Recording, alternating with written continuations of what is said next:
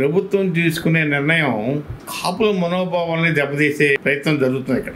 మొదటి నుంచి ఏంటంటే ఏ ప్రభుత్వం ఏర్పడినా సరే కాపుల మనోభావాలను గౌరవించే ప్రభుత్వం ఇప్పటిదాకా మాకు దొరకలేదు. ముద్రగడ్డ గారి విషయంలో ఆయన ముద్రగడ్డ రెడ్డి అని చెప్పి పెట్టుకోవడం వల్ల అది ఆవేశపూర్వక నిర్ణయం తప్ప వాస్తవం కాదు. అమ్మ జన్మనిస్తుంది, ఆ జన్మ కులాన్ని ఇస్తుంది. కులాన్ని మార్చడం అనేది ఎవరి వల్ల కాదు. ముద్రగడ్డ చౌదరి అని పెట్టుకుంటే చౌదరి అయిపోడు, రెడ్డి అని పెట్టుకుంటే రెడ్డి అవడు.